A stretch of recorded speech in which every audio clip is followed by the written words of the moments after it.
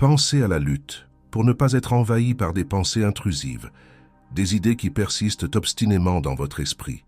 C'est comme tenter d'attraper de la fumée. Plus vous les pourchassez, plus elles deviennent insaisissables. Cette situation difficile sert de métaphore à notre approche de l'insatisfaction dans la vie. Imaginez une pièce remplie de ballons, chacun symbolisant un aspect différent de notre insatisfaction générale. Ces ballons portent des noms tels que mélancolie, tension, irritation et ennui. On pourrait penser qu'en éliminant ces ballons, on se débarrasserait de ces émotions négatives. Cependant, en tentant de faire disparaître un ballon, d'autres s'envolent. Plus nous luttons pour faire le vide, plus les ballons se multiplient et persistent. Ironiquement, s'efforcer de réduire l'insatisfaction peut souvent l'aggraver. La loi de l'envers, introduite par le philosophe Alan Watts, met en lumière une quête paradoxale. Plus nous poursuivons le bonheur ou la satisfaction, plus nous sommes déçus. En cessant cette quête incessante, nous pourrions nous rapprocher inopinément de nos objectifs. Le lâcher-prise devient la clé, permettant aux pensées intrusives de s'estomper et aux ballons métaphoriques de l'insatisfaction de s'éloigner. Notre désir de les dissiper se dissipera lentement lorsque nous cesserons la lutte, ce qui nous rapprochera de ce que nous recherchons vraiment. Au-delà de la recherche de réalisation extérieure, se trouve le domaine énigmatique de nos véritables désirs. Nous aspirons souvent à des accomplissements tangibles, comme la richesse, l'amour ou le pouvoir, croyant qu'ils nous mèneront au bonheur et à la satisfaction. Cependant, la loi de l'envers nous invite à explorer plus profondément la nature de nos désirs. Ces biens extérieurs sont-ils vraiment ce que nous recherchons, ou ne sont-ils que des manifestations superficielles de quelque chose de plus profond? Alan Watts a posé une question intrigante. Pourquoi ne savez-vous pas vraiment ce que vous voulez? Il y a 2 raisons pour lesquelles vous ne le savez pas vraiment. Premièrement, vous le possédez. Deuxièmement, vous ne vous connaissez pas vous-même car vous ne le pouvez jamais. Cette réflexion remet en question le fondement même de nos désirs. Watts suggère que notre incapacité à définir nos désirs les plus profonds découle d'une méconnaissance fondamentale de nous-mêmes et de la nature de nos désirs. Si nous possédons déjà ce que nous recherchons, mais que nous ne parvenons pas à le reconnaître, notre quête incessante de réalisation extérieure devient une entreprise paradoxale. Dans notre quête de ces désirs insaisissables, nous naviguons souvent dans la vie sans comprendre clairement ce que nous voulons vraiment. En recherchant l'approbation de sources extérieures, nous accumulons des trésors, tissons des liens et notons des réalisations.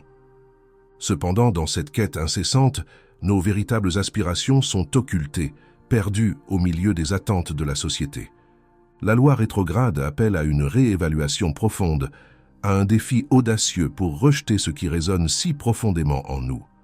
En dévoilant les façades soigneusement construites pour le regard du monde, nous pouvons découvrir que ce que nous recherchons vraiment dépasse l'éphémère et le superficiel.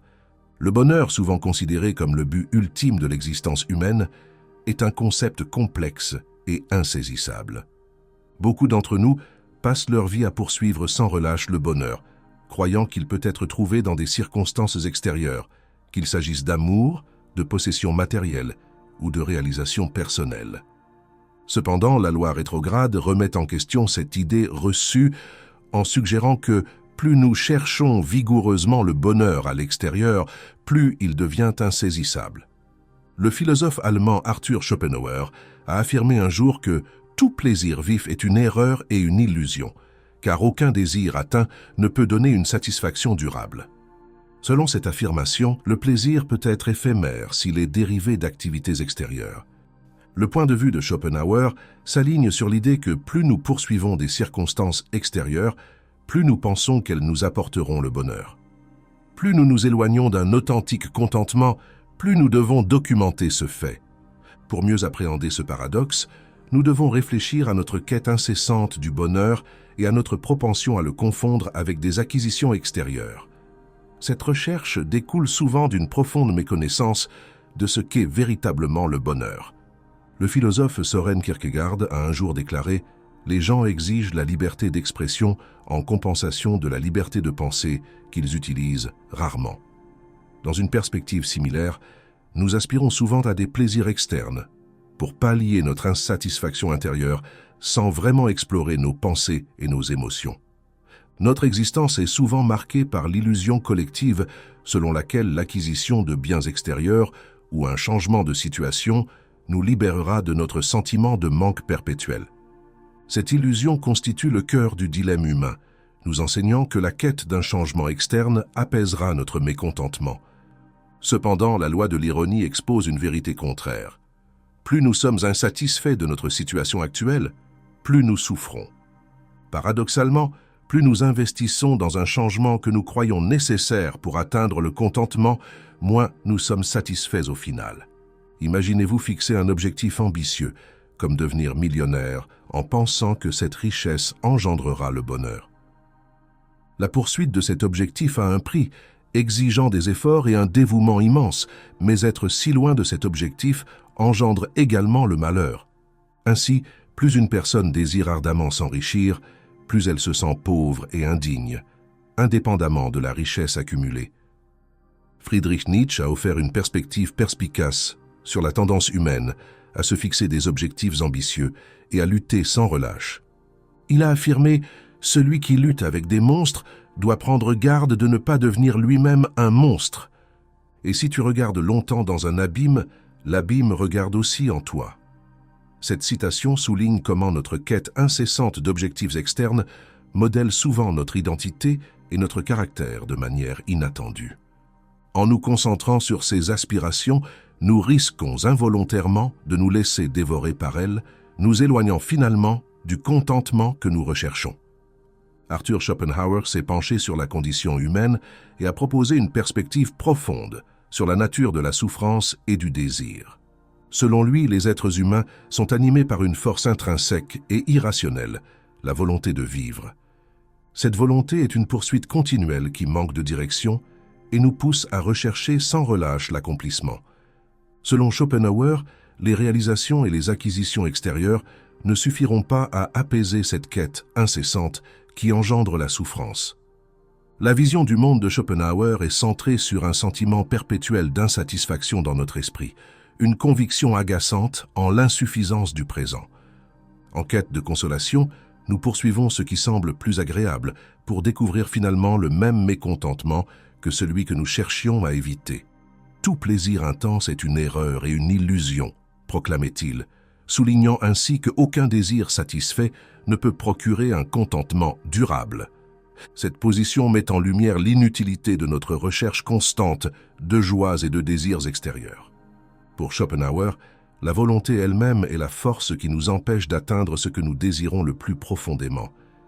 Il soutient que la seule voie vers le véritable contentement est la négation de cette volonté implacable, un processus conduisant à un état de béatitude exempte de tout effort.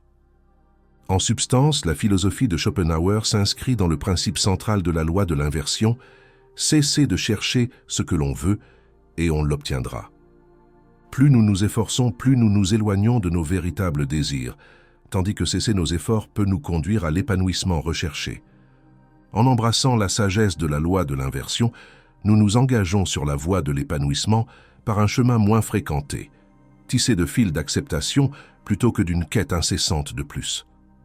L'acceptation est au cœur de cette philosophie, une douce étreinte des défauts inhérents à la vie, sachant que l'imperfection s'épanouit dans le contentement. Résonnant à travers les âges, les paroles de Laozi murmurent des vérités. Acceptez l'imperfection et vous vous sentirez parfait. Acceptez la solitude et vous serez heureux seul. Nous pouvons nous délecter des imperfections de la vie et trouver la paix en adoptant de telles perspectives, à la fois profondes et transformantes. Le lâcher-prise devient un engagement actif, un choix conscient de danser avec le flux et le reflux de l'existence. En renonçant à la perfection, en embrassant la solitude, nous nous libérons des chaînes des malheurs que nous avons nous-mêmes créés. Cette philosophie s'harmonise parfaitement avec le principe fondamental des lois de l'inversion, nous guidant vers la libération de la lutte futile pour lâcher les rênes du contrôle. Le bonheur, trouvé ainsi dans l'étreinte brute de la vie, nous offre un présent, un havre de tranquillité, une pause dans le cycle sans fin de l'aspiration et du mécontentement. En conclusion, La loi de l'inversion renverse nos croyances enracinées. Chercher et saisir sans relâche nos désirs n'est peut-être pas la voie de l'épanouissement véritable. Saisir l'instant présent avec toutes ses imperfections pourrait étonnamment nous conduire à la paix à laquelle nous aspirons. Méditer profondément sur cette philosophie ouvre une nouvelle perspective. Le lâcher-prise pourrait-il être le secret de la préservation du bonheur ?